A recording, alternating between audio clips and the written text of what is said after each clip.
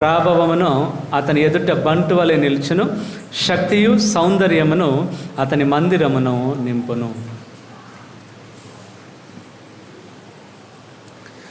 పితా పుత్ర పవిత్రాత్మ నామమునా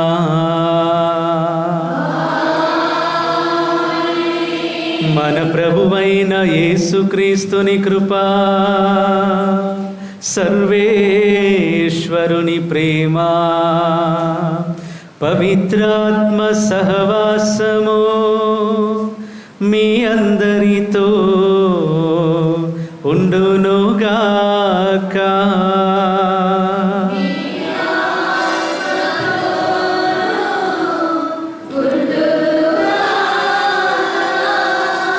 హల్లెలూయా, హల్లెలూయా, హల్లెలూయా. యేసువా వందనం, యేసువా స్తోత్రం, తండ్రి వందనం, తండ్రి స్తోత్రం, పరిశుద్ధాత్మదేవా వందనం, పరిశుద్ధాత్మదేవా స్తోత్రం. హల్లెలూయా. క్రీస్తునాథుని యందు ప్రియమైన సహోదరి సహోదరులారా, ఈ రోజున మనం సామాన్య కాలంలో 3వ ఆదివారంలో ఉన్నాం. ఈ 3వ ఆదివారంలో ఉన్న ఈ వారాన్ని తిరుసభ దివ్యవాక్కు ఆదివారముగా కొనియాడుతూ ఉన్నాం. ఈరోజు ప్రత్యేకత ఏమిటి అనంటే, ఈ ప్రతి సంవత్సరం 3వ సామాన్యకాల ఆదివారం దివ్యవాక్కు ఆదివారం, వర్డ్ ఆఫ్ గాడ్ సండే అని అంటాం. అదేవిధముగా మన యొక్క దేశం కూడా ఈ రోజున గణతంత్ర దినోత్సవాన్ని కొనియాడుతూ ఉండగా, ప్రభు మన దేశాన్ని ఇంకా హేరాళముగా దీవించాలని, శాంతి సమాధానం దేశంలో నెలకొనాలి అని, అన్ని రకాల హింసలు అన్నీ కూడా పూర్తిగా ప్రభు తీసివేసి అహింసలోనే ప్రతి ఒక్కరూ జీవించే కృప అనుగ్రహించాలని మన దేశాన్ని జ్ఞాపకం చేసుకొని దేశం కొరకు పాటుపడుతున్నటువంటి ఎవరెవరైతే పాలకులు ఉన్నారో వారందరినీ జ్ఞాపకం చేసుకొని మా పాలన మంచి పాలన అందించే కృప ఆ జ్ఞానం ప్రభు వారికి అనుగ్రహించాలి అని, దేశము కొరకు మరణించినటువంటి ప్రతి బిడ్డ ఆత్మకు నిత్య విశ్రాంతి కలగాలి అని ఈ రోజున ప్రత్యేకముగా ప్రార్థన చేస్తూ మన కుటుంబాలను మన జీవితాలను ప్రభునికి అర్పించి ఈ బలి పూజలో పాల్గొంటూ మరి ఇంత మంచి బలి పూజలో పాల్గొనే కృప మనకిచ్చినందులకు యోగ్యముగా పాల్గొనడానికి మనం చేసిన తప్పులు ఏమైతే ఉన్నాయో అవన్నీ కూడా ప్రభుని దగ్గర క్షమించమని పాప మన్నింపు కొరకు వేడుకుంటాం.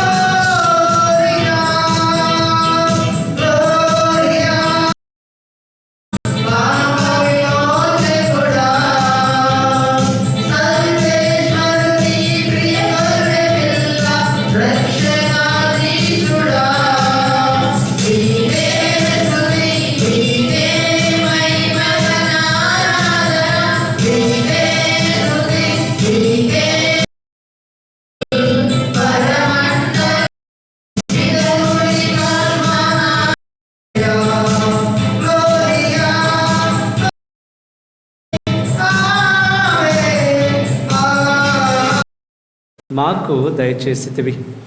దేశ ప్రజల సంక్షేమము కొరకు మేము పెద్ద మనస్సుతోనూ త్యాగ నిరతితోనూ జీవించినట్లు చేయము.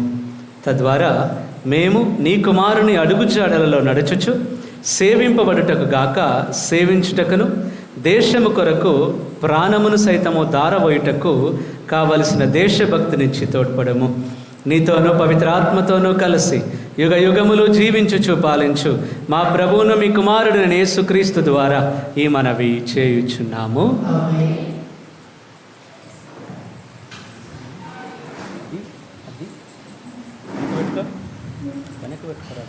నడుస్తారు కదా.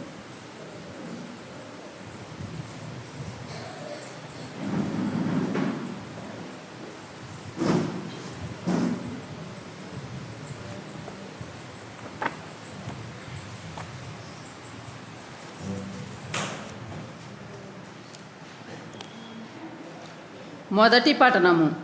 వారు ధర్మశాస్త్రమును చదివి ఆ చదివిన భాగమును అర్థం చేసుకొనిరి. నెహెమ్యా గ్రంథం 8వ అధ్యాయం 2 నుంచి 4 వరకు మరియు 5, 6, 8 నుంచి 10 వరకు. 7వ నెల మొదటి దినమున ఎజ్రా పుస్తకమును తెచ్చెను. అచట స్త్రీలు పురుషులు ధర్మశాస్త్రమును అర్థం చేసుకుని పాటి ప్రాయము గల పిల్లలు గుమిగూడి ఉండిరి. అతడ మైదానములోనే ప్రజలెదుట ఉదయం నుండి మధ్యాహ్నం వరకు గ్రంథము చదివెను. ఎల్లరూ సావధానం ఇనిరి. సమావేశము సంపూర్ణమైనది. దేవుని రాజ్యం సమీపించినది. హృదయ పరివర్తన చెంది సువార్తను విశ్వసింపుడు అని దేవుని సువార్తను ప్రకటించెను. యేసు గలిలయ సరస్సు తీరమున వెలుచుండగా వలవేసి చేపలను పట్టు సీమోనును అతని సోదరుడు ఆంద్రేయును చూచెను. వారు జాలరులు. మీరు నన్ను అనుసరింపుడు, మిమ్ము మనుషులను పట్టుజాలునని చేసేదను అని యేసు వారితో పలికెను. వెంటనే వారు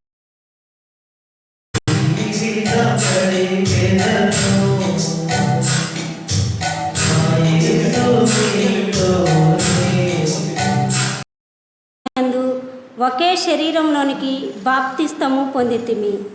అందరూ ఒకే ఆత్మను పానము చేసిన వారమైతిమి. శరీరము ఒకే అవయముతో కూడినది కాదు, అది పెక్కు అంగములతో కూడినది. నేను చేతిని కాను కనుక నేను శరీరమునకు చెందిన దానను కాను అని పాదము పలికినచో అది శరీరమున ఒక భాగము కాకపోదు.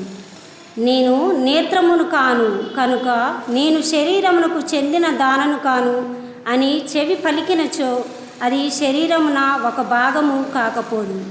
శరీరం అంతయు ఒక నేత్రమైనచో అది ఎట్లు వినగలదు? శరీరం అంతమును ఒకే చెవి అయినచో అది ఎట్లు వాసన తెలుసుకొనగలదు? కానీ తన సంకల్పానుసారంగా ప్రతి అవయమును దేవుడు శరీరమున చేర్చెను. అంతయు ఒకే అవయమైనచో శరీరమే ఉండదు. కనుకనే పెక్కు అవయములను గలవు, కానీ శరీరము ఒకటే. కాబట్టి నీతో నాకు అవసరం లేదు అని కన్ను చేతితో పలకజాలదు. అట్లే మీతో నాకు పని లేదు అని శిరస్సు పాదముతో జాలదు. అంతేకాక బలహీనములుగా తోచు అవయములు లేకున్నచో మనము జీవితము గడపజాలము. ముఖ్యమని మనము భావింపని అవయమునే ఎంతయో శ్రద్ధగా చూచుకొందుము. అందవిహీనములైన శరీర భాగములు ఎక్కువగా శ్రద్ధను పొందగా అందముగానున్న శరీర భాగములకు ఆ శ్రద్ధ అవసరము లేకపోవచ్చును. గౌరవ విహీములకు అవయములకు గనుక అధిక గౌరవము కలుగుటకై దేవుడు మన శరీరమును అట్లు ఏర్పరచెను. కనుక శరీరంలో వైరుధ్యములు లేవు. దాని యందలి విభిన్న అవయములన్నీ ఒకదానిపై ఒకటి సమాన శ్రద్ధను కలిగి ఉండుటకు ఆయన అట్లు చేసెను. శరీరమున ఒక అవయము బాధపడినచో దానితో పాటు అన్ని అవయములను బాధపడును. ఒక అవయము గౌరవము పొందినచో దాని ఆనందము మిగిలిన అవయములన్నీ పాలు పంచుకొను. కావున మీరు అందరూ క్రీస్తు శరీరము, ప్రతి వ్యక్తియు దానిలో ఒక భాగమే. దేవుడు శ్రీసభలో మొదట కొందరిని అపోస్తులుగాను, పిమ్మట కొందరిని ప్రవర్తలుగాను, తదుపరి కొందరిని బోధకులుగాను, ఆ పైన కొందరిని అద్భుతములు చేయు వారిని గాను, తరువాత కొందరిని స్వస్థకూర్చు శక్తి గల వారిని, కొందరిని ఉపకారములు చేయు వారిని గాను, కొందరిని పరిపాలకులు గాను, కొందరిని వివిధ భాషలు మాట్లాడు వారిని గాను నియమించను. అందరూ అపోస్తులుల, అందరూ ప్రవర్తల, అందరూ బోధకుల, అందరూ అద్భుతములు చేయుదురా? స్వస్థపరచు శక్తి అందరికీ కలదా? అందరూ వివిధలగు భాషలలో మాట్లాడుదురా? అందరూ వానిని అర్థము చేయుదురా? ఇది ప్రభుని వాక్కు.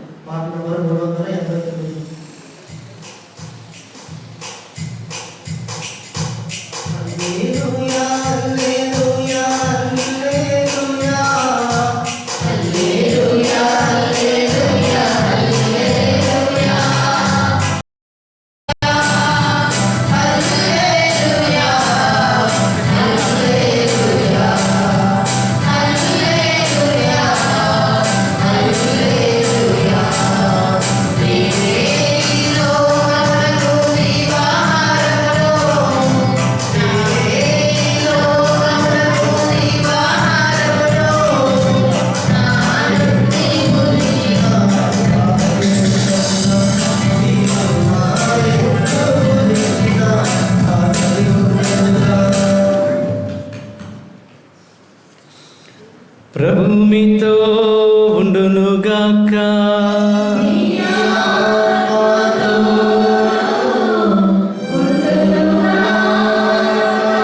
పునీత లూకా గారు రాసిన పవిత్ర సువిశేషములోని భాగము.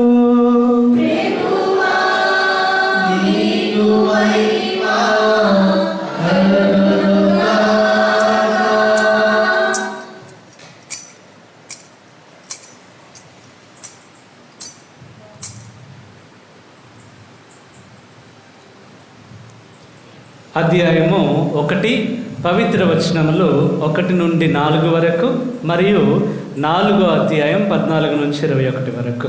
లూకా సువార్త 1వ అధ్యాయము 1వ వచనము నుండి 4వ వచనం వరకు. ఘనత వహించిన థెయోఫీలు మన మధ్య జరిగిన సంఘటనలను వ్రాయుటకు అనేకులు ప్రయత్నించిరి. వారు వ్రాసిన ఈ సంఘటనలను మొదటి నుండి ప్రత్యక్షముగా చూచిన వారి వలన, సువార్తను బోధించిన వారి వలన మనము విని ఉన్నాము.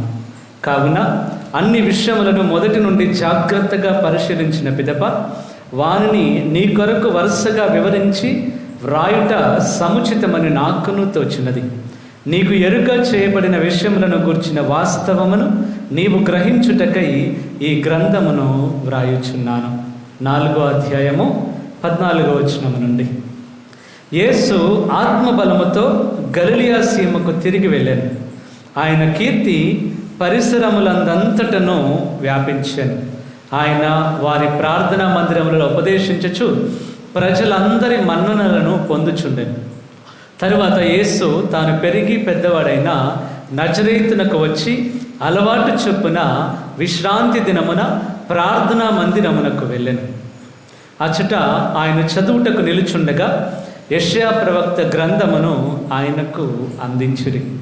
ఆ గ్రంథమును తెరవగా ఆయనకు ఈ క్రింది వచనములు కనబడెను.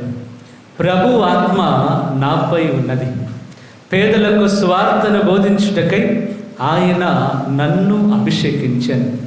చెరలోనున్న వారికి విడుదలను, గ్రుడ్డి వారికి చూపును కలిగించుటకును, పీడితులకు విమోచనమును కలుగచేయుటకును, ప్రభుహితమైన సంవత్సరమును ప్రకటించుటకును ఆయన నన్ను పంపెను. దీనిని చదివి యేసు గ్రంథమును మూసి పరిచారకునకు ఇచ్చి కూర్చుండుని. ప్రార్థనా మందిరములోని వారందరూ ఆయన వంక చూచుచుండగా ఆయన వారితో, నేడు మీ ఎదుట ఈ లేఖనము నెరవేరినది అని పలికెను. ఇది క్రీస్తుని సువిశేషము.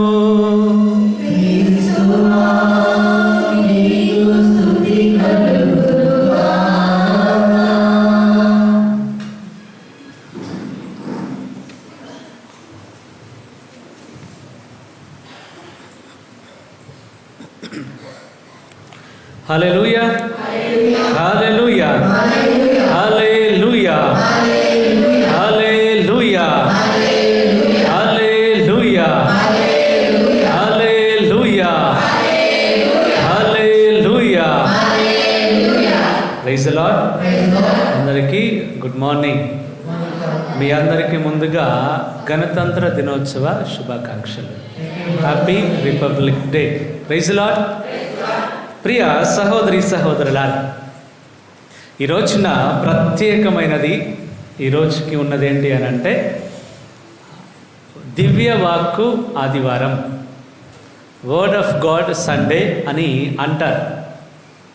ప్రత్యేకంగా అందుకే ఈరోజు పట్టణాలు చూస్తే మొదటి పట్టణం కానీ, మూడవ సువిశేష పట్టణం కానీ, ఇవన్నీ కూడా వాక్యం చదవటం దాని గురించే ఉంటుంది ఎక్కువగా. ప్రియ సహోదరి సహోదరుల, ఈరోజు మొదటి పట్టణంలో చూస్తే నెహెమ్యా గ్రంథం 8వ అధ్యాయంలోని మనం చదివాం.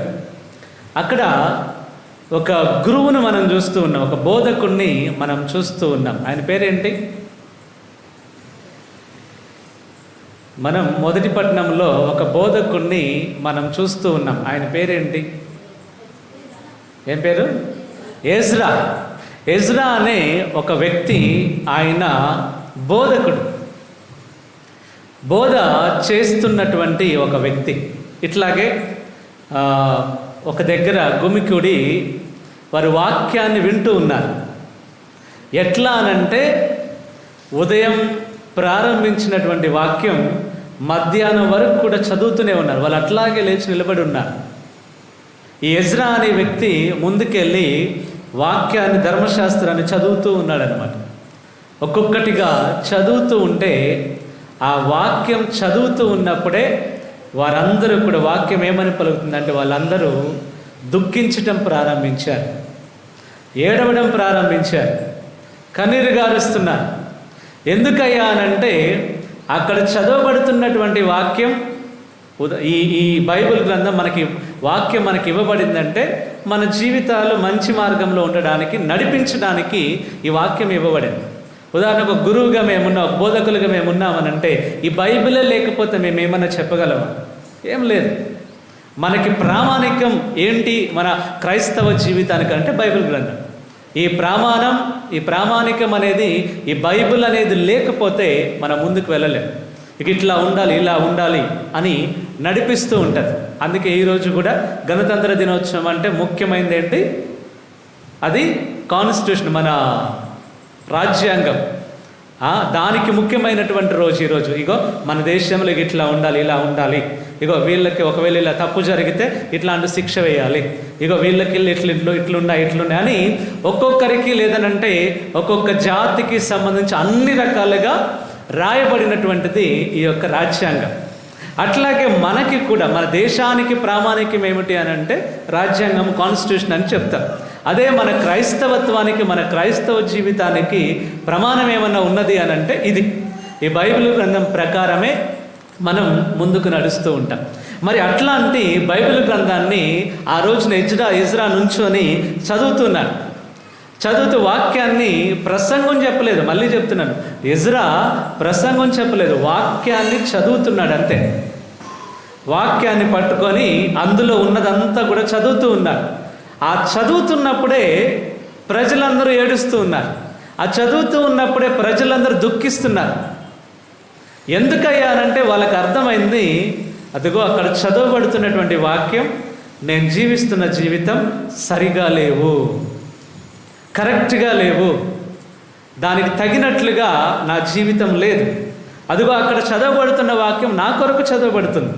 ఇక ఇట్లా ఉండాలి, ఇలా ఉండాలి, ఇట్లాంటి జీవితం జీవించాలి, ఇట్లా ఉండాలి, ఇలా మాట్లాడాలి, ఇక ఇట్లా అందరితో కలిసి ఉండాలి, ఇట్లాంటి సేవ చేయాలి అని అక్కడ చెప్పబడుతుంటే, మరి ఇక్కడ నా కొరకు రాయబడినటువంటి ఆ వాక్యం ఒక రకంగా ఉంది, నా జీవితం ఇంకొక రకంగా ఉంది.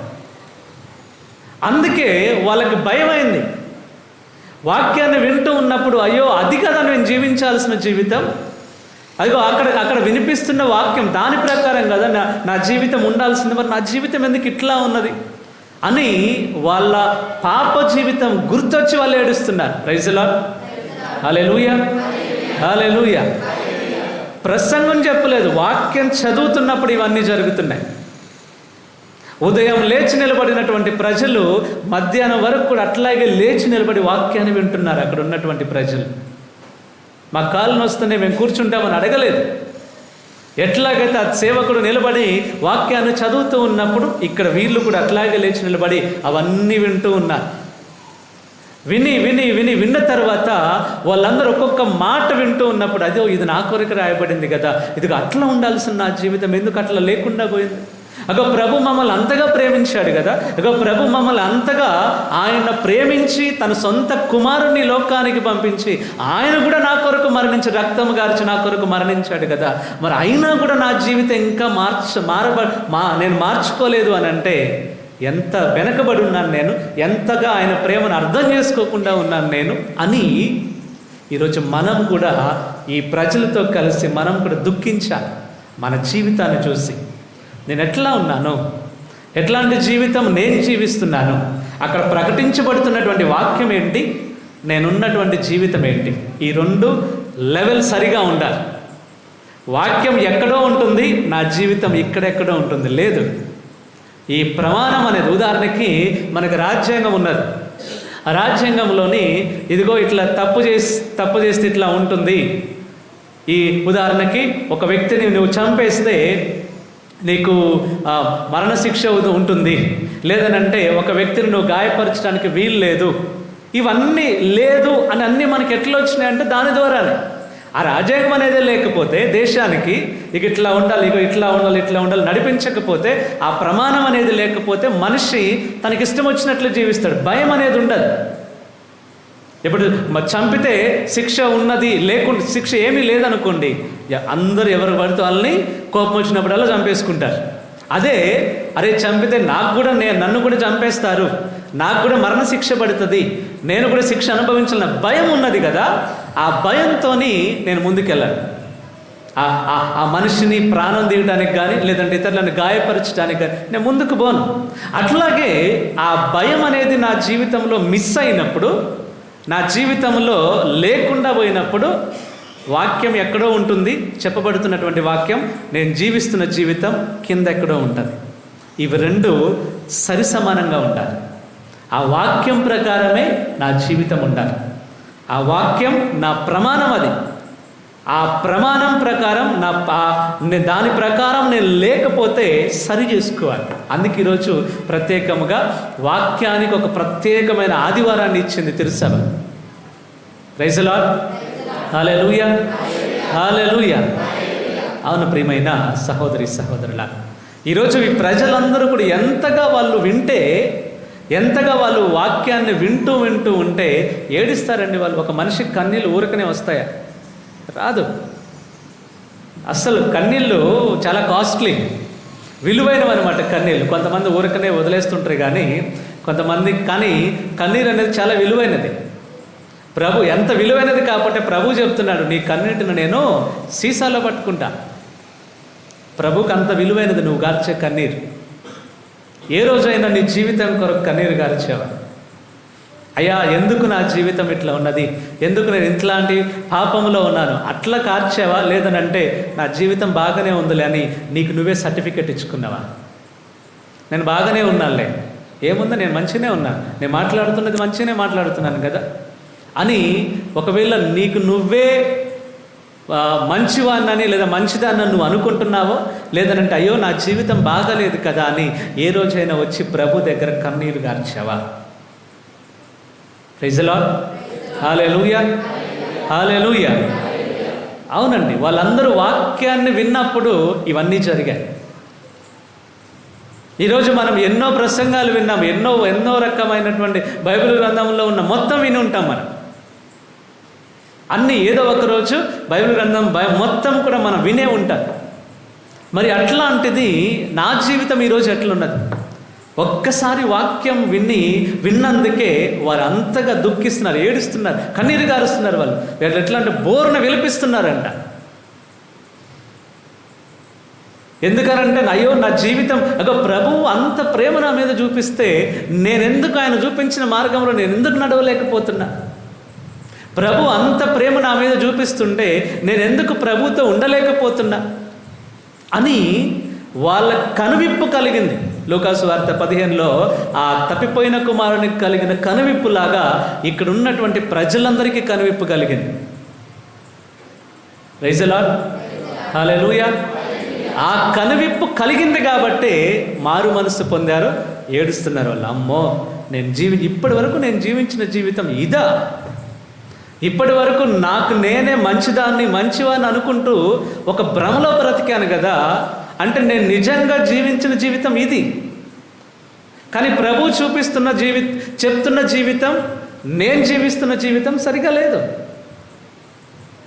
అంటే అది కరెక్ట్. ఈరోజు ప్రభు చెప్తున్న దానికి నాకు సరైన పోలిక కుదరట్లేదు అని అంటే ఆయన చెప్తున్నది తప్పని కాదు, నేను జీవిస్తున్న జీవితం తప్పు, ఇది ప్రమాణం కాబట్టి దీని ప్రకారం నేను ఉండాలి. ఆయన చూపిస్తున్న జీవితం ప్రకారం నా జీవితాన్ని ఉంచుకోవాలి. ఆ లెవెల్కి నేను తీసుకెళ్ళి ఇదిగో ఇట్లా చూపిస్తున్నాడు కదా అని ఆ మార్గంలో నేను కూడా నడవాలి. కానీ మనం ఎట్లా అయిపోయామనంటే, లేదు నేను జీవిస్తున్నదే కరెక్ట్, నేను మాట్లాడుతున్న మాటే కరెక్ట్. నన్ను ఈ మధ్యలో చాలా ఏమైపోయిందంటే, ఒకళ్ళని సరి చేయటం పెద్ద తలనొప్పి అయిపోయింది అనమాట. అరే ఇట్లా కాదు, ఇగో ఇట్లా అని చెప్తే వాళ్ళకి కంటైపోతాం మనం. Praise the Lord. హల్లెలూయా. వాళ్ళకి మనం శత్రువులం అయిపోతాం. ముఖ్యంగా పిల్లలు ఒక మాట అనలేని పరిస్థితి. Praise the Lord. ప్రియ సహోదరి సహోదరులా, నువ్వు వాక్యం ప్రకారం నువ్వు జీవించు, నీ పిల్లలు కూడా నీతో పాటు వస్తారు. నువ్వు వాక్యం ప్రకారం లేకుండా నీ పిల్లలు వాక్యం ప్రకారం జీవించాలి అని అనుకోవడం నీ మూర్ఖత్వం. అది ముందు నీ జీవితాన్ని వాక్యం ప్రకారం ఉంచుకో. ఆ వాక్యం ప్రకారం నీ జీవితం ఉన్నప్పుడు నీ పిల్లలు కూడా నీ వెనక అదే వాక్యం ప్రకారం నడుచుకుంటూ వస్తారు. నువ్వు సరిగా ఉండవు, నీ పిల్లలు మాత్రం ప్రభు దగ్గర ఉండాలి. ఎట్లా కుదురుతుంది? నువ్వు మాత్రం మారవు, నువ్వు మాత్రం అదే జీవితం సంవత్సరాల నుంచి అట్లాంటి జీవితమే, ప్రభుకి ఇష్టం లేని జీవితం జీవిస్తూ ఉంటావు. అట్లా జీవిస్తూ ఉంటావు. నీ పిల్లలు మాత్రం మంచిగా ప్రభువులో ఎదగాలంటే ఎట్లా వస్తారు? నిన్ను చూసే కదా మారేది నీ పిల్లలు కూడా. నీ జీవితాన్ని చూస్తే నీ పిల్లలు కూడా మారుతారు కదా. నేను ఎప్పుడు అందుకే చెప్తూ ఉంటాను, చర్చికి రావడానికి పిల్లల్ని కొట్టమని చెప్తాను నేను. ఈ చిన్న వయసులో నువ్వు పిల్లలకి దెబ్బ కొట్టి చర్చికి తీసుకురాకపోతే ఒకవాడు ఏడ్చినా పర్వాలేదు, కూర్చోబెట్టాలి చర్చిలో. ఈరోజు నువ్వు అది చర్చిలో ఆ కనీసం ఆ భయం నువ్వు వాడికి పెట్టకపోతే రేపటి రోజున వాడు నీకు భయం పెడతాడు. ప్రైజ్ ది లార్డ్, హల్లెలూయా, హల్లెలూయా. కనుక పిల్లల్ని కొట్టడంలో ఏ తప్పు లేదు, నేను చెప్తున్నా కదా. వాళ్ళని సన్మార్గంలో పెట్టడానికి దెబ్బ పడినా పర్వాలేదు, ఎంత పెద్దవాళ్ళైనా. కాలేజ్ చదువుతున్నా కూడా కొట్టవచ్చు, ఏం కాదు. Praise the Lord, hallelujah.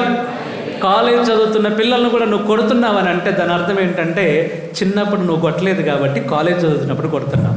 Praise the Lord, hallelujah, హల్లెలూయా. చిన్నప్పుడే ఆ దెబ్బ కొట్టుంటే రేపు కాలేజ్ చదివేటప్పుడు ఆ దెబ్బ కొట్టాల్సిన అవసరం ఉండదు. నువ్వు చిన్నప్పుడు కొట్టుకుంటా నా బుజ్జి కన్నా బంగారం నాన్న మంచిదా వెరీ గుడ్ రా, నువ్వు స్కూల్కి పోకపోయినా పర్లేదు పడుకోరా అని వాడిని మంచిగా బుజ్జగించి వాళ్ళంతా ఎక్కువ గారాబం చూపించి పెంచిన తర్వాత వాడు నీ మాటే వినడు, ఆ అమ్మాయి నీ మాటే వినదు. తర్వాత పెద్ద అయిన తర్వాత కొట్టాలని పోతావు, నీ చెయ్యబట్టుకుంటుంది, నన్ను ఎందుకు కొడుతున్నావు. ఎందుకంత చిన్న వయసులో ఉన్నప్పుడే దెబ్బ పడితే పెద్ద అయిన తర్వాత వాళ్ళు వింటారు. Praise the Lord, hallelujah, hallelujah. అవును ప్రియమైన సహోదరి సహోదరులు, నేను చిన్నప్పుడు 3వ తరగతో 2వ తరగతో గుర్తులేదు, కానీ ఏదో చిన్న వయసు, చాలా చిన్న వయసు అనమాట. చదువుతూ ఉన్నప్పుడు ఒకరోజు నేను స్కూల్కి పోనన్నాను. స్కూల్కి నేను పోనని ఇంటి దగ్గర నిలబడ్డా. మా నాన్న కర్ర తీసుకుంటే వెనక వాతపడ్డ తోలు లేసిపోయింది అనమాట, అట్లా కొట్టాడు నన్ను. మరి ఆ భయమో ఏమో కానీ నాకు మార్క్స్ కంటే కూడా నా పర్సంటేజ్, హాజరు పర్సంటేజ్ ఎక్కువ ఉంటుంది. నాకు 100%కి 99% నాకు ఉంటుంది అనమాట. మార్క్స్ కంటే కూడా ఆ భయమే ఉంటుంది. ప్రైజ్ ది లార్డ్, హల్లెలూయా, హల్లెలూయా. అలాంటి చిన్న చిన్న ఓకే, ఆ రోజు కొట్టడంలో తప్పే లేదు. అట్లా ఒకవేళ ఆ రోజు నాన్న కొట్టకుండా ఉంటే ఈరోజు నేను ఎక్కడ ఉండేవాడిని. దెబ్బ పడింది కాబట్టే ఈరోజు మంచి మార్గంలో ఉన్నా. అందుకే చెప్తున్నా, పిల్లలకి దెబ్బ తగలాల్సిందే. అట్లా నువ్వు దెబ్బ కొట్టాలని ప్రతిసారి దెబ్బ కొట్టమని చెప్పట్లేదు, అదొక మార్గం. దానికంటే ముందున్నది ఏంటనంటే వాక్యం. నువ్వు ముందు వాక్యం ప్రకారం ఉండు, మీ పిల్లలు నీతో వస్తారు. నువ్వు వాక్యం ప్రకారం లేకుండా పిల్లలందరూ నాతోనే ఉండాలి, ప్రభువుకు దగ్గరగా ఉండాలంటే ఎట్లా కుదురుతుంది? నువ్వు ఉండు first. Praise the Lord, hallelujah, హల్లెలూయా. ఎందుకంటే ఈరోజు ప్రభు చెప్తున్నది, ప్రభు వాక్యం పలుకుతున్నది ఏంటి అని అంటే, ఇక్కడ చివరిగా ఈరోజు చదివినటువంటి మొదటి పట్టణంలో ఏమని ఉన్నదంటే, ప్రభు ప్రసాదించిన ఆనందమే మీకు శక్తి. The joy of the Lord is my strength. ప్రభు ప్రసాదించిన ఆనందమే నాకు శక్తి. ఈరోజు నువ్వు వాక్యాన్ని వింటున్నా, నువ్వు వాక్యాన్ని వింటూ ఉన్నప్పుడు నీ జీవితంలో ఎట్లా ఉంటుంది అని అంటే, నీ ఆ వాక్యం విని విని విని విని ఉండటం వలన అప్పటి వరకు నీలో ఉన్న బాధ అంతా కూడా వాక్యం తీసేస్తుంది. నువ్వు వాక్యాన్ని వింటున్నప్పుడు నీలో ఏదో బాధ ఉన్నది, ఏదో కష్టంగా ఉన్నది, అర్థం కావట్లేదు ఎందుకు అట్లా ఉన్నదని, లేదంటే ఏదో పరిస్థితి బాగలేదు, అమ్మో ఇంత పెద్ద సమస్య వచ్చింది కదా నేను దాటిపోగలనా నువ్వు చూస్తున్నావు. అలాంటి సందర్భంలో నువ్వు వాక్యం వినటానికి వచ్చావు, వాక్యం విన్నావు. ఆ వాక్యం విన్నప్పుడు నీకు కలిగిన ఆనందం ఉంది కదా, ఆ ఆనందం చాలు నీకొచ్చిన ఎన్ని శ్రమలైనా కూడా దాటుకుంటూ ముందుకు పోతావు. అందుకే ప్రభు చెప్తున్నాడు, ఆయన ప్రసాదించిన ఆనందం అనేది, ఈ వాక్యం వినటం వలన వస్తున్న ఆనందం ఉంది కదా, సంతోషం, ఆత్మీయ ఆనందం ఉంది కదా, అదే నీకు శక్తి. నీ జీవితంలో అన్ని దాటుకొని పోవడానికి ఉన్నటువంటి ఒక మార్గం. నువ్వు అలాంటి శక్తిని నువ్వు పొందుకోవాలనంటే నువ్వు ముందు ప్రభు దగ్గర కూర్చోవాలి. చెప్తున్నటువంటి వాక్యం నువ్వు వినాలి. ఈ వాక్యం వినకుండా నీ జీవితంలోని నాకు ప్రభు దగ్గర నుంచి అన్నీ కావాలంటే ఏమి రా. ప్రైజ్ ది లార్డ్, హల్లెలూయా, హల్లెలూయా. కనుక ఈరోజు మనం నేర్చుకోవాల్సింది ఇదే. క్రీస్తు ప్రభు వాక్యాన్ని ఆయన చదువుతున్నప్పుడే, అందుకే వాక్యం చదువుతున్నటువంటి ఎవరైనా కూడా మొదటి పట్టణం రెండో పట్టణం చదువుతున్నారు కదా, అది కేవలం ఏదో వచ్చి బైబిల్ పట్టుకుని వచ్చి చదవటం కాదు. అది మీరు వాక్యాన్ని ప్రకటిస్తున్నారు. ఈరోజు ఎజ్రా చేసిన పని నువ్వు వచ్చి చేస్తున్నావు ఇక్కడ. గుర్తుంచుకో, జాగ్రత్త. అందుకే ఏదో టైంపాస్ లాగా ఏదో రావాలి కాబట్టి వచ్చాను లేదు, కొద్దిగా సీరియస్గా నువ్వు వాక్యాన్ని చదవట్లేదు. మళ్ళీ చెప్తున్నాను, ఎవరెవరైతే వాక్యం ఇక్కడ వరకు వస్తున్నారో తీసుకొని, నువ్వు వాక్యాన్ని అది చదవటం కాదు, నువ్వు వాక్యాన్ని ప్రకటిస్తున్నావు. ఆ ప్రకటన ఎట్లా ఉండాలంటే, ఈరోజు అట్లా ప్రకటించినటువంటి ఎజ్రా ప్రకటించినప్పుడు అందరూ ఏడ్చారంట. మారు మనసు కలగాలంటే ఏదో ఫాదర్ వచ్చి ప్రసంగం చెప్తేనే జరగదండి. అట్లా ఎవరో ఒక్కరు అట్లా వచ్చి వాక్యం చదివినా కూడా మారు మనసు కలుగుతుంది. ఎందుకనంటే శక్తి చదువుతున్నటువంటి వ్యక్తిలో కాదు, చదవబడుతున్నటువంటి వాక్యంలో ఉన్నది. ప్రైజ్ ది లార్డ్, హల్లెలూయా, హల్లెలూయా.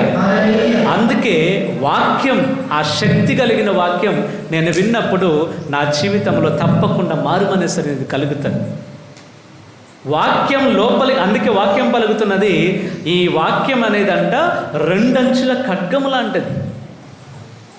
ఎంత దూరమైన పోతుంది, ఎంతమందినైనా కూడా, ఎంత బండ లాంటి హృదయాలను కూడా ఛేదించుకొని పోగలిగింది ఈరోజు మనం వింటున్నటువంటి వాక్యం.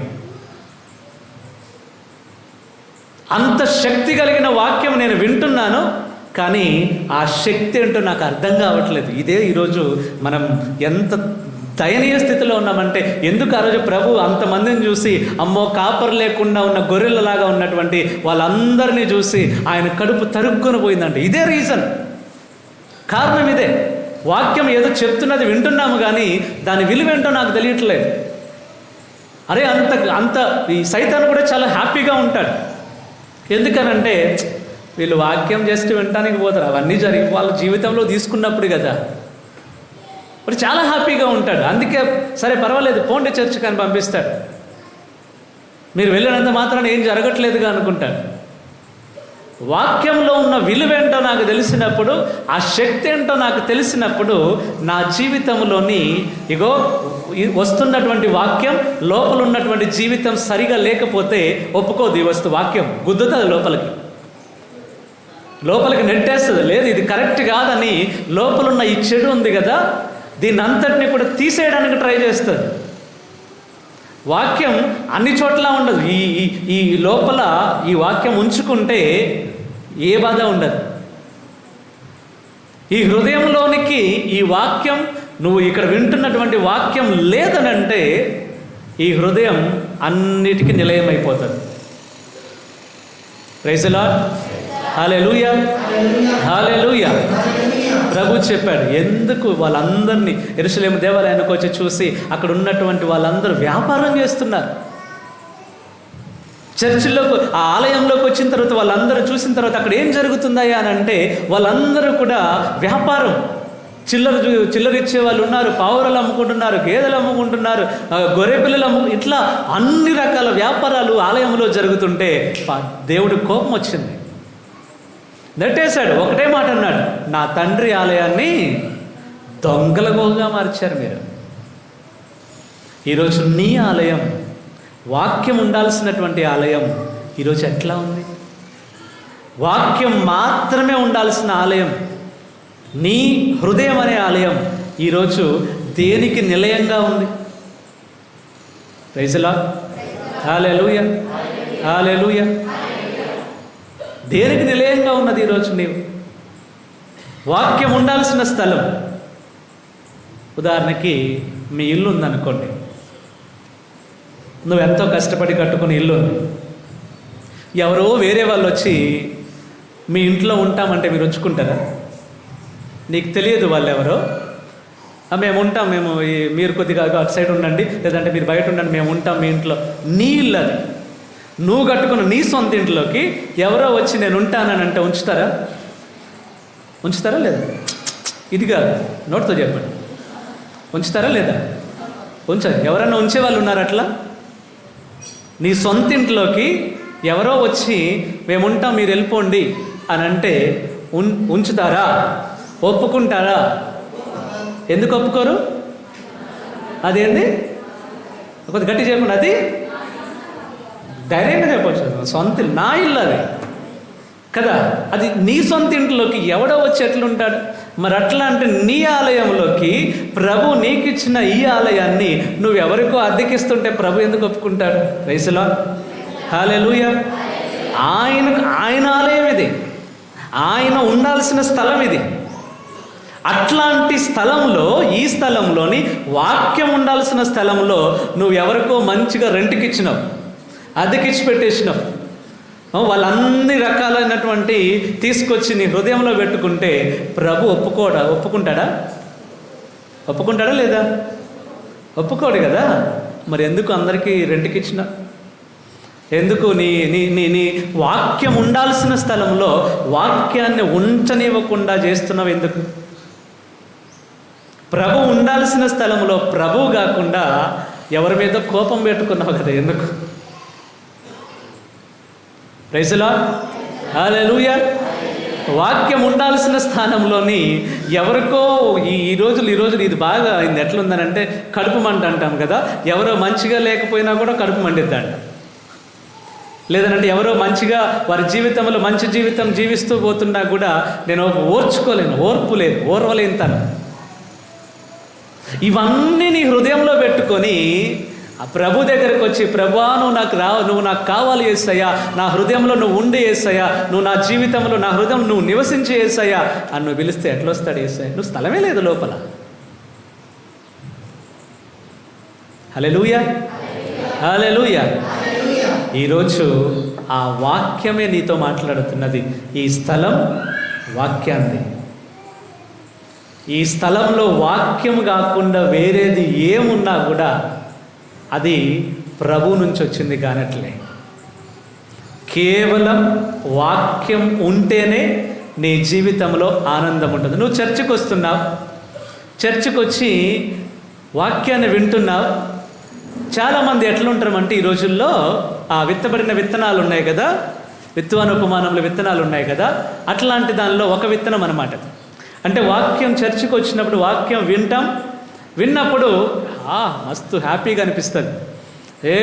ఏదైనా చేయొచ్చు మనం అని చర్చిలో ఉన్నప్పుడు అనిపిస్తుంది. కానీ ఇంటికి వెళ్ళిపోతామా, పరిస్థితులు సేమ్ ఉంటాయి. అదే భర్త ఉంటాడు, అదే అత్త మాటలు మాట్లాడుతుంటుంది, అదే భార్య తిట్లు తిడుతుంటుంది, అదే పక్కన వాళ్ళు ఉంటారు.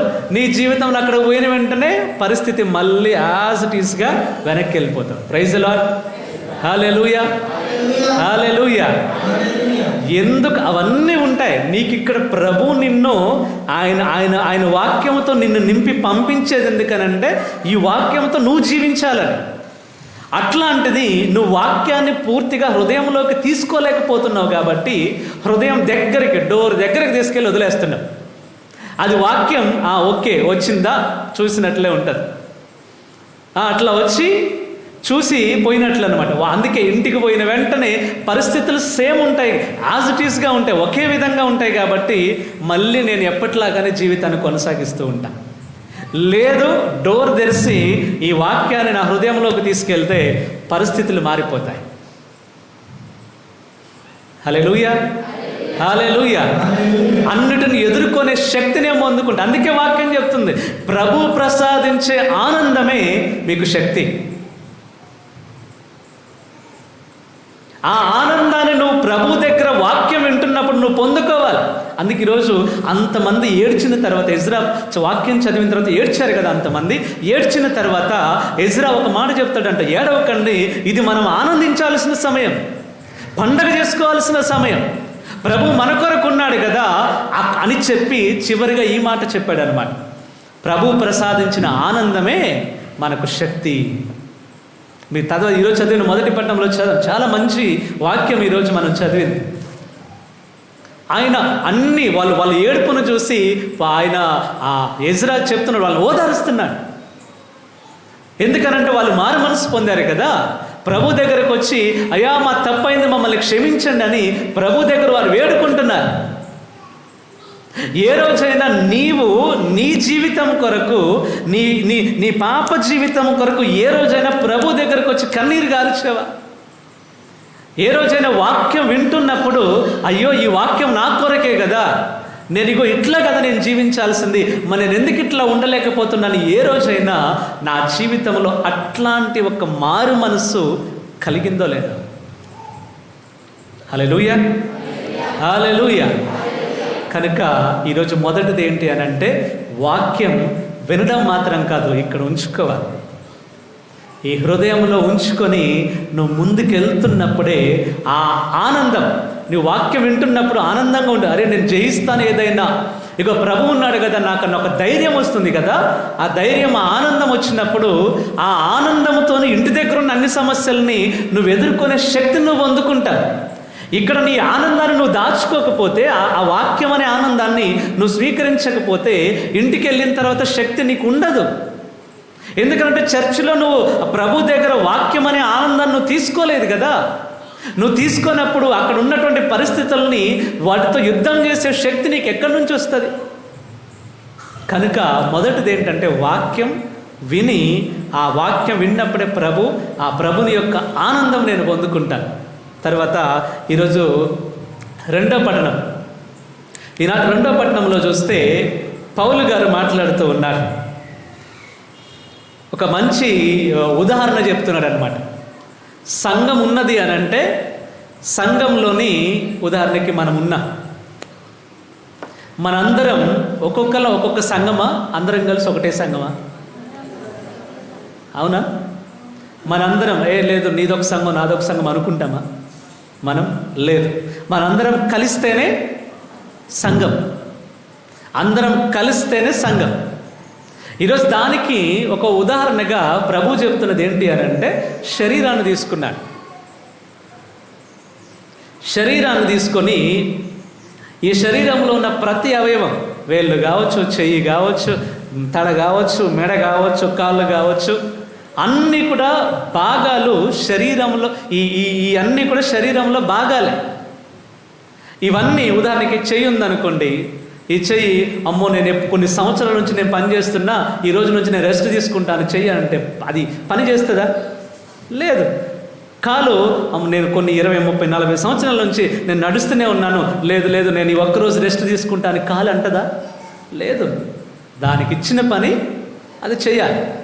ఇవన్నీ కలిస్తేనే అది శరీరం. ఇవన్నీ వాళ్ళ పని వాళ్ళు సమర్థవంతంగా, ఇగో కళ్ళు అంటే కళ్ళు చేయాల్సిన పని ఏంటి? చూడాలి. చెవులంటే వినాలి. నాలుకంటే మాట్లాడాలి. వాటి పని ఇది. లేదు నేను చెవుని కదా నేను చూస్తానంటే కుదురుతుందా? అట్లా కుదరదు. ఈ చెవు చేయాల్సిన పని, దానికి ఒక పని ఇచ్చాడు, ఇది నువ్వు చేయాలి, ఇట్లే చేయాలి. ఇట్లా రకరకాల వాటి బాధ్యత ప్రభు వాటికి ఇచ్చేశాడు. అవి పని చేస్తూనే ఉన్నాయి. ఇలా పని చేసినప్పుడే శరీరం అనేది ముందుకు పోతుంది.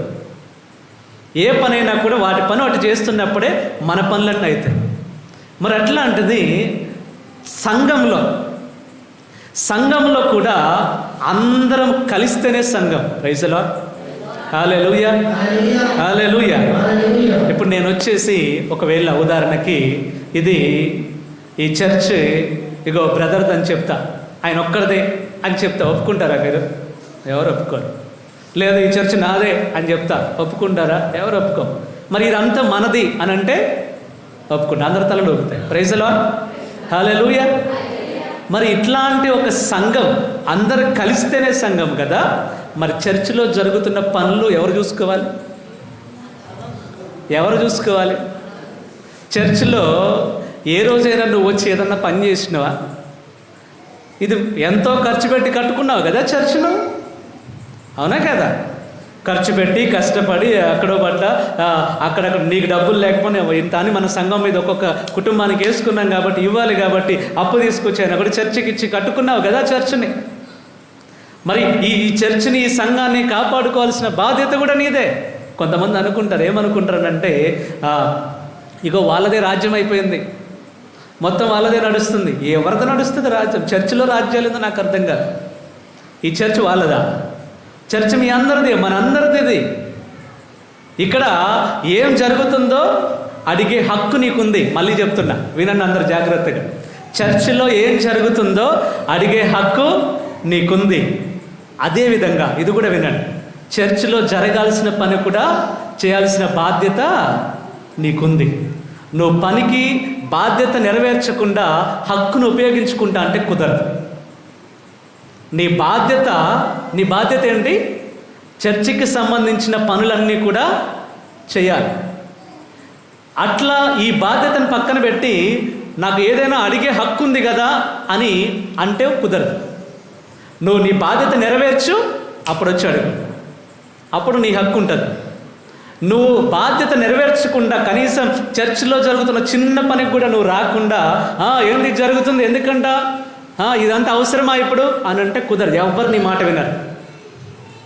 వాళ్ళు ఎవరైనా కానీ నీ బాధ్యత నెరవేర్చు, అడుగు, నీకు సమాధానం చెప్పడానికి అందరూ ముందుకు వస్తారు. నువ్వు అసలు ఒక్క పనికి కూడా రావు చర్చిలో జరుగుతున్న పనికి. కానీ ఇక్కడ అన్ని నేను ప్రశ్నిస్తాను. అక్కడ బజార్లో కూర్చొని నేను మాట్లాడుకుంటే ఏం ఉపయోగం? నువ్వు కూర్చొని మాట్లాడుకున్న ఉపయోగం లేదు బజార్లో.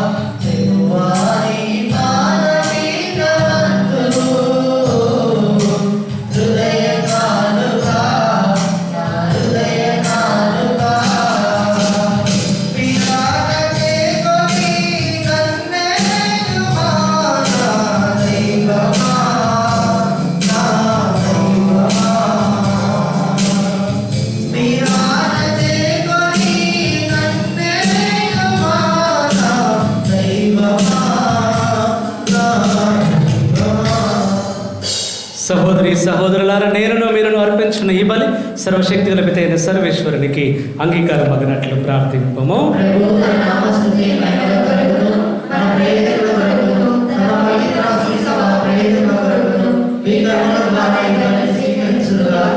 ప్రభువా, ఇప్పుడు స్వేచ్ఛ వాయువులను పీల్చుకొని మేము సర్వస్వతంత్రుడు అయిన నీకు మేము భక్తితో అర్పించు కానుకలను కరుణతో వీక్షింపము. ఈ బలి అర్పణము మా దేశ ప్రజలెల్లరకును రక్షణానందమును శాంతిని ప్రసాదించునుగాక. మా ప్రభు అయిన క్రీస్తు ద్వారా ఈ మనవి చేయుచున్నాము. ప్రభు మీతో ఉండునుగాక. మీ మనస్సులను ఉన్నతమునకు త్రిప్పము. మన దేవుడైన ప్రభువునకు కృతజ్ఞత తెలుపుదము. ప్రభు అయిన దేవ, పావన పిత, సర్వశక్తిగల నిత్య సర్వేశ్వర, ఎల్లప్పుడూ ఈ చోటను మేము నీకు కృతజ్ఞత వందనములు మా ప్రభు అయిన క్రీస్తు ద్వారా చెల్లించుట యుక్తము, న్యాయము, ధర్మము, రక్షణదాయకము. ఎలైన మా దేశ నాయకుల నిస్వార్థ సేవల ద్వారా స్వేచ్ఛాయుతమకు అత్యంత పెద్ద ప్రజా ప్రభుత్వమును మాకు దయచేసితివి. ఒకే భరతమాత బిడ్డలుగా వెలుగుచున్న మేము వివిధ భాషలు, పద్ధతులు, సంస్కృతులు, మతములు కలిగి ఉన్నందుకు ఈనాడు గర్వించే అవకాశం ఇచ్చితివి. పరమ పవిత్ర త్రియేక దైవమైన నీవలే ఏకత్వమందు భిన్నత్వమును, భిన్నత్వమందు ఏకత్వమును కలిగి ప్రజాస్వామ్యపు నిగూఢార్థమును గ్రహించి నీకు ఆమోదయోగ్యముగా జీవించినట్లు ప్రోత్సహించుచున్నావు. కావున పరలోక దూతల బృందములతో ఏకమై ఉప్పొంగుచు మేము నిన్ను స్తుతించి గణపరచుట ఎట్లనగా,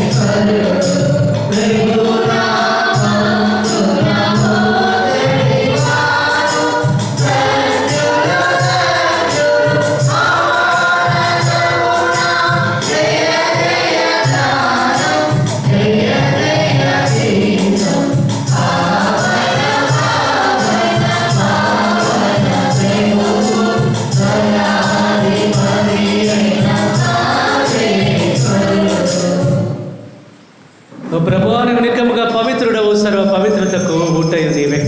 కనుక నీ పవిత్ర ఆత్మ ద్వారా కానుకలను పరిశుద్ధపరచ బ్రతిమాలుచున్నాం. ఈ విధమునివి మా కొరకు మా ప్రభు అయిన యేసుక్రీస్తుని శరీర రక్తములు అగునుగాక. అతడు శిలువ శ్రమలకు తనను తాను ఇష్టపూర్తిగా అప్పగించుకొనినప్పుడు అప్పమును అందుకొని కృతజ్ఞతావందనములు చెప్పి త్రుంచి శిష్యులకు ఇచ్చుచు ఇట్లా నేను, మీరందరూ దీనిని తీసుకొని భుజింపుము,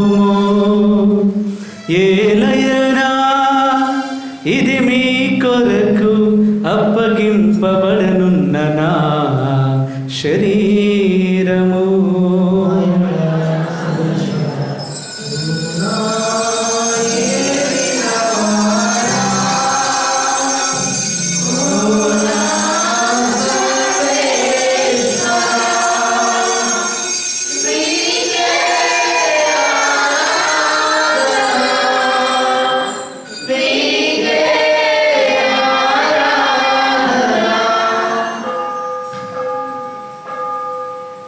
ఆ విధమున భోజనానంతరము పాత్రమును అందుకొని మరలా మీకు కృతజ్ఞతావందనములు చెప్పి శిష్యులకు ఇచ్చుచు ఇట్లా నేను, మీరందరూ దీనిని తీసుకొని దీని నుండి పానము చేయుడు,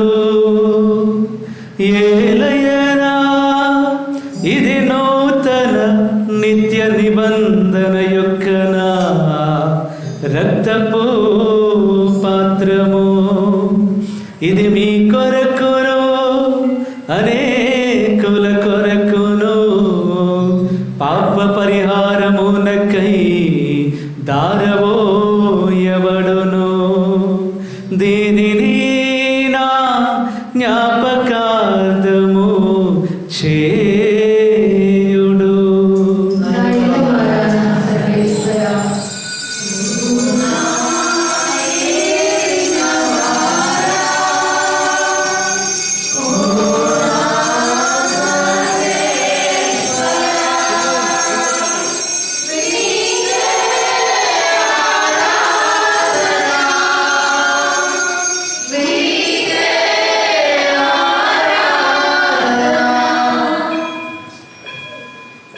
ఇది విశ్వాస రహస్యము.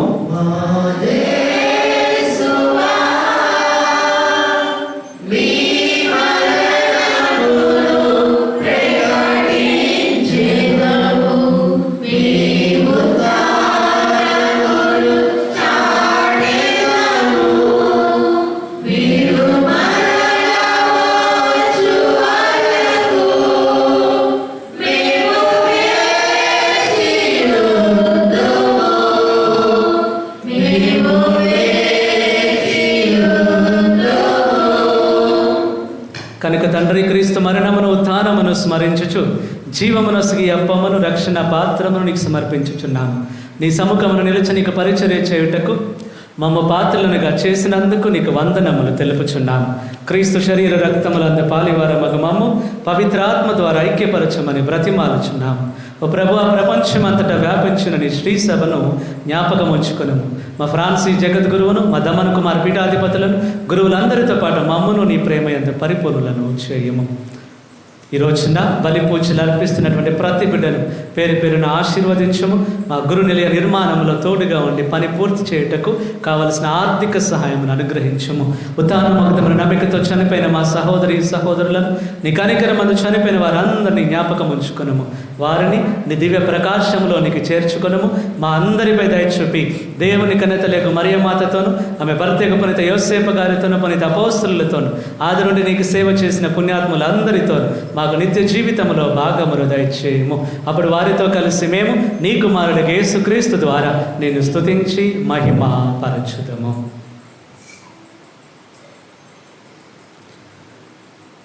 క్రీస్తు ద్వారా, క్రీస్తుతో, క్రీస్తునందు సర్వశక్తి గల పితయైన సర్వేశ్వరా, పవిత్రాత్మతో ఏకమయుండు మీకు యుగ యుగములు గౌరవ మహిమలు కలుగునుగాక.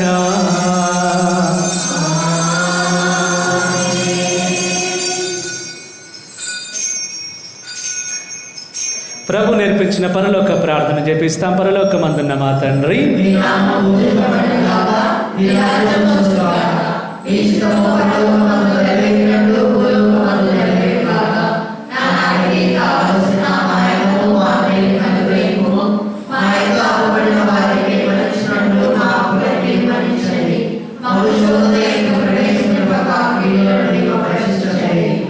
ప్రభు అన్ని కీడుల నుండి మమ్ము రక్షింపము. మా ఈ రోజులలో మాకు శాంతిని ప్రసాదింపము. నీ దయానుగ్రహము వలన పాపము నుండి మమ్మ విముక్తులను చేసి అన్ని కలతల నుండి సర్వదా కాపాడము. మేము మోక్షానందమును మా రక్షకుడైన యేసుక్రీస్తు ఆగమమును నిరీక్షించుచుందుము.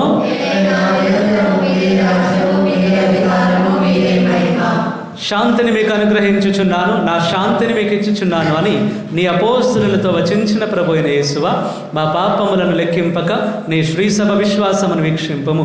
నీ చిత్త ప్రకారము నీ సభకు శాంతిని, ఐక్యమును అనుగ్రహింపము. యుగ యుగములు జీవించుచు పరిపాలించు ప్రభువా.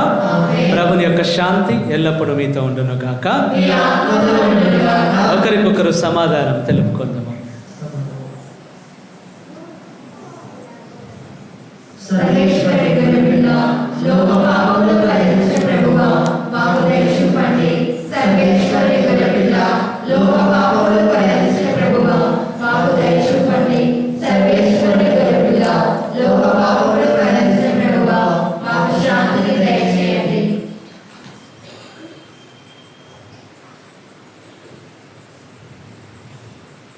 ఇదిగో సర్వేశ్వరుని గొర్రెపిల్ల, ఇదిగో లోక పాపములను పరిహరించు ప్రభు.